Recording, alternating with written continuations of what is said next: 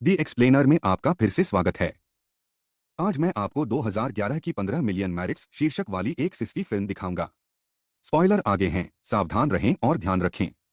सुदूर भविष्य में गरीब लोग उन सुविधाओं में रहते हैं जहां उन्हें मेरिट अर्जित करने के लिए स्थिर बाइक की सवारी करनी पड़ती है, जिसका भुगतान वे अपने दैनिक कार्यों के लिए करते थे। भोजन की लागत योग्यता है, लेकिन टूथपेस्ट का थोड़ा सा हिस्सा वे हर सुबह खाते हैं। उनके कमरे स्क्रीन से ढके छोटे वर्ग हैं जिनका उपयोग शो देखने और गेम खेलने के लिए किया जा सकता है, जिसके लिए भुगतान करना होगा। लेकिन जब आप बाथरूम में होते हैं तब भी ये स्क्रीन वयस्क विज्ञापन चलाती हैं। और उन लागत गुणों को भी छोड़ दें, प्रत्येक उपयोगकर्ता के पास सिस्टम में एक अवतार है और इसके लिए कपड़े और अन्य सजावट प्राप्त करने के लिए भुगतान करना होगा।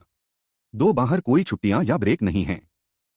सुविधा उनका एकमात्र जीवन है, जब तक कि वे प्रतिभा शो हॉट शॉट पर दिखाई देने के लिए गोल्डन टिकट पर भारी मात्रा में योग्यता खर्च नहीं करते हैं, जो संभवतः उन्हें बेहतर जीवन प्रदान कर सकता है। इन बाइक सवारों में से एक बिंग मैडसन है, जिनके पास 15 मिलियन से अधिक गुण हैं। वह एक बड़ा खर्चा करने वाला नहीं है, अपने अवतार को बुनियादी रहने के लिए पसंद करता है, लेकिन जब भी वे पॉप अप करते हैं तो वे सभी विज्ञापनों को छोड़ देते हैं और वीडियो गेम खेलते हुए अपनी शामें बिताते हैं। बिंग टैलेंट शो या बेवकूफ कॉमेडी की परवाह नहीं करता है, इसलिए वह बाइक चलाते समय संगीत या परिदृश्य से जुड़ा रहता है, इसके बारे में हमेशा शांत रहता है। यह उसके बगल में बाइक पर बैठे लड़के डस्टिन से बहुत अलग है, जो असभ्य और अप्रिय है।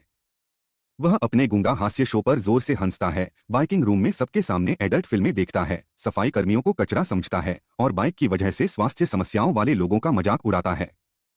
बिंग उसे बर्दाश्त नहीं कर सकता, लेकिन वह उसे रुकने के लिए भी नहीं कहता। उनकी एक अन्य सहकर्मी स्विफ्ट है, एक युवती जो बाइक चलाने के दौरान वायलिन का अभ्यास करती है और बिंग पर क्रश है। एक दिन दोपहर के भोजन के दौरान स्विफ्ट उसे सिखाती है कि जब भी वे अटक जाते हैं तो मशीन से सेब कैसे निकाले जाते हैं और मजाक करने के बाद उसके साथ चैट करने की कोशिश करते हैं, लेकिन बिंग उसकी मेज पर जाने से पहले केवल उसे धन्यवाद देता है। बाद में उस दिन बिंग वीडियो गेम खेलने की कोशिश कर रहा है जब स्क्रीन पर एक और विज्ञापन दिखाई देता है। इससे थककर वह बिना किसी स्क्रीन शांति के एक पल के लिए अपनी आंखें बंद कर लेता है। लेकिन यह केवल सिस्टम को सभी स्क्रीन को लाल रंग में डालने का कारण बनता है और एक चेतावनी देना शुरू कर देता है कि उसे देखना फिर से शुरू करना चाहिए। बिंग हार मान लेता है, अपनी आंखें खोलता है और यह देखते हुए कि उसके पास अतिरिक्त गुण हैं, वह रात के लिए एक वयस्क फिल्म देखने का फैसला करता है। अगली सुबह उसने नोटिस किया कि लिफ्ट में एक नया सहकर्मी है, एब्बी कहन नाम की एक खूबसूरत लड़की। बाइकर्स में से एक भी अपने स्टेशन पर नहीं है, और ऐसा इसलिए है क्योंकि वह इसे और नहीं ले सकता था, इसलिए वह एक क्लीनर बन गया, जिसका डस्टिन बाद में बाथरूम में उसका मजाक उड़ाता है। बिंग स्टालों में से एक से आने वाली एक सुंदर गायन आवाज सुनता है और पता चलता है कि एबी उस पर क्रश विकसित करना शुरू कर रहा है। बिंग उससे बात करने की कोशिश करता है, लेकिन उसे नहीं पता कि क्या कहना है। बातचीत में उसका अजीब प्रयास उसके सामने स्क्रीन पर दिखाई देने वाले एक अन्य विज्ञापन से बाधित होता है, इसलिए वे काम पर वापस जाने के अलावा और कुछ नहीं कर सकते। एब्बी उस बाइक को अपने कब्जे में ले लेता है जिसे उस आदमी ने मुक्त कर दिया था जो एक क्लीनर बन गया था, और बिंग सवारी करते समय उस पर नजर रखता है, जिससे स्विफ्ट को जलन होती है। दोपहर के भोजन के दौरान एबी पेपर बैग का उपयोग करता है जिसमें सिर्फ एक ओरिगेमी पेंगुइन बनाने के लिए आता है, लेकिन जब वह इसे सजावट के रूप में अपनी बाइक पर रखती है तो क्लीनर इसे ले जाता है क्योंकि इसकी अनुमति नहीं है। यह उस क्षण है जब बिंग ने एब्बी को अपनी ओर देखते हुए नोटिस किया। इसलिए जब वह उस रात बाद में बिस्तर पर जाता है तो वह उसके बारे में सोचना बंद नहीं कर पाता और वह धुन गाता रहता है जो उसने बाथरूम में उससे सुनी थी। जब वह स्क्रीन पर हॉटशॉट के विज्ञापन देखता है तो उसे एक विचार आता है। अगले दिन बिंग देखता है कि एब्बी का सेब मशीन में फंस गया है और उसे सिखाता है कि इसे कैसे निकालना है, उचित बातचीत शुरू करने का मौका लेते हुए। इस बार एबी सिर्फ 21 साल का हो गया, जो कि उम्र के लोगों को बाइकिंग सिस्टम में ले जाया जाता है। वह उसी सुविधा केंद्र में जाना चाहती थी जहां उसकी बहन थी, लेकिन वह भरा हुआ है, इसलिए वह अब यहां है। बिंग स्वस्थ भोजन के बारे में उसी मजाक का उपयोग करता है जो स्विफ्ट ने उस पर इस्तेमाल किया था और बताता है कि कैसे अस्वास्थ्यकर भोजन सस्ता है, लेकिन आपको इसे बाद में जलाना होगा और फिर आप एक दुष्चक्र बनाने के लिए और भी अधिक चीनी चाहते हैं। वह उसे यह भी बताता है कि उसने उसे गाना सुना है और सोचता है कि उसके पास एक सुंदर आवाज है, लेकिन एबी ने यह कहते हुए उसे नीचा दिखाया कि यह कोई बड़ी बात नहीं है और यह सिर्फ एक गाना है। उनका परिवार वर्षों से मां से बेटी तक चला गया है, यह विश्वास करते हुए कि उनके पास बड़ा होने का कौशल है। बिंग ने उल्लेख किया कि उसे हॉट शॉट में जाना चाहिए और यदि उसके पास 12 मिलियन नहीं है तो वह उन्हें दे देगा। यह वह पैसा है जो उसे अपने भाई से मिला था जब पिछले साल उसकी मृत्यु हुई थी, और वह लगभग कभी इसका उपयोग नहीं करता। वह अपने अवतार के लिए नए मूर्खतापूर्ण ऐप या कपड़े नहीं चाहता। यह सब कमफेद्दी है और वह जो चाहता है वह कुछ वास्तविक, कुछ नया और उबाऊ दिनचर्या से बाहर है।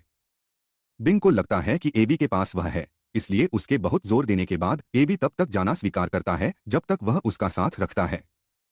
बाद में जब वह अपने कमरे में वापस आता है तो बिंग को पता चलता है कि टिकट की कीमत 15 मिलियन है, न कि 12, जो उसके पास केवल 9,000 गुण शेष रह जाएगा। वह वैसे भी इसके लिए जाने का फैसला करता है और जब एबी उपहार प्राप्त करता है तो वह अपने अवतार के साथ बिंग पर चुंबन उड़ाती है। अगले दिन बिंग और एबी लिफ्ट को एक साथ उस मंजिल पर ले जाते हैं जहां शो रिकॉर्ड किया जाता है। एबी बिंग एक ओरिगेमी पेंगुइन को उपहार देता है, यह इंगित करते हुए कि यह सपाट तह करता है ताकि वह इसे अपने कमरबंद में छिपा सके। बदले में बिंग उसे दिलासा देने के लिए उसका हाथ पकड़ता है जब वह देखता है कि स्टूडियो में आने पर वह कितनी घबराई हुई है।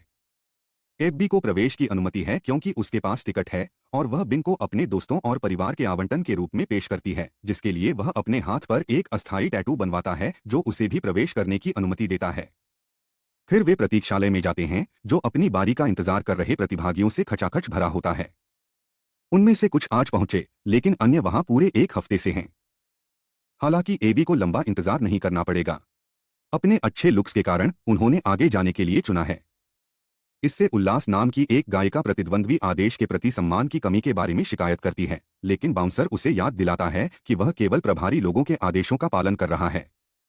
एबी को एक स्क्रीन टेस्ट करने के लिए ले जाया जाता है जिसमें केवल उसे कैमरे के सामने रिकॉर्ड करना होता है, यह कहते हुए कि वह तुरंत बैकस्टेज ले जाने से पहले एक प्रसिद्ध गायिका बनना चाहती है। एक मंचकर्मी उसे कप लायंस नामक पेय का एक कार्टन देता है और एबी इसे ठुकराने की कोशिश करता है, लेकिन उसने कहा कि सभी प्रतियोगियों के लिए अपनी नसों को शांत करना और उन्हें उल्टियां करने से रोकना अनिवार्य है। एबी इसे पीता है और थोड़ा बादल महसूस करने लगता है, लेकिन फिर भी प्रदर्शन करने के लिए मंच पर जाता है। उसकी होप, चैरिटी और व्रेथ के लिए 3 जज इंतजार कर रहे हैं। होप उसे आगे बढ़ने और गाने के लिए प्रोत्साहित करती है, लेकिन व्रेथ उसे अपने कपड़े उतारने के लिए कहता रहता है। एबी उसे अनदेखा करता है और गाता है। जो कोई भी जानता है कि प्यार क्या है वह इर्मा थॉमस द्वारा समझेगा, और स्विफ्ट को छोड़कर जनता उसे पसंद करती है जो उससे ईर्ष्या करती रहती है। होप और चैरिटी को भी उनका प्रदर्शन पसंद है, लेकिन राफे पूरे समय दिखते हैं। यह आशा है कि वह अपने गीत को छोटा कर देती है और उसे बताती है कि इस सीजन में यह सबसे अच्छा गायन है, लेकिन उसकी आवाज सिर्फ अच्छी है, महान नहीं है। हालांकि वह बिल्कुल खूबसूरत है और वह यही के एडल्ट चैनल में बहुत अच्छा करती है। 3 न्यायाधीश उस पर वयस्क फिल्मों में एक भूमिका स्वीकार करने का दबाव बनाने लगते हैं, उसे याद दिलाते हैं कि सफल होने और बाइकिंग जीवन को पीछे छोड़ने का यही एकमात्र तरीका है। आखिरकार बाजार गायकों से भर गया है और अन्य लोग उसे दिए जाने वाले अवसर के लिए मर जाएंगे। बिंग मंच के पीछे यह सब देख रहा है और उसे बचाने की कोशिश करता है, लेकिन सुरक्षा उसे एबी से ठीक पहले दूर ले जाती है। अभी भी मस्तिष्क कोहरे के प्रभाव को महसूस कर रही है और दर्शकों से अभिभूत होकर उसे करो सौदा स्वीकार करती है, लेकिन जिस तरह से वह कहती है, मुझे लगता है, दिखाता है कि वह इसके बारे में बिल्कुल खुश नहीं है। दरअसल वह अपने कमरे में वापस जाकर रोने लगती है। इस परिणाम से स्विफ्ट भी निराश है। कुछ दिनों बाद बिंग अपने सामान्य जीवन में वापस आ जाता है और जो हुआ उसके बारे में भयभीत महसूस करता है। वह पेंगुइन एबी को अपने गद्दे के नीचे छिपे कप शेरों के अपने खाली कार्टन के साथ उपहार में रखता है और एक भयानक मूड में अपनी दिनचर्या से गुजरता है। खासतौर पर तब जब डस्टिन एडल्ट चैनल पर डालता है और उसे एबी को सुरीले स्वर में साक्षात्कार देते हुए सुनना पड़ता है। टिकट पर खर्च किए गए पैसों की वजह से उसे जंक फूड खाने के लिए भी वापस जाना पड़ता है। बाद में शाम को जब वह वीडियो गेम खेल रहा होता है तो विज्ञापन फिर से स्क्रीन पर आ जाते हैं जिसमें एबी की पहली वयस्क फिल्म दिखाई देती है। बिंग के पास इसे छोड़ने के लिए पर्याप्त पैसा नहीं है, इसलिए वह अपनी आंखों को ढक लेता है, लेकिन धधकता हुआ अलार्म इतना ऊंचा होता है कि वह इसे कुछ सेकंड से अधिक नहीं झेल सकता। अपनी आंखें फिर से खोलने के बाद वह दरवाजा खोलने की कोशिश करता है, लेकिन विज्ञापनों के दौरान पोर्टल्स अक्षम हो जाते हैं। स्क्रीन पर एबी की हृदयहीन छवि बिंग के लिए बहुत अधिक है, इसलिए वह स्क्रीन पर तब तक चिल्लाना और मारना शुरू कर देता है जब तक उनमें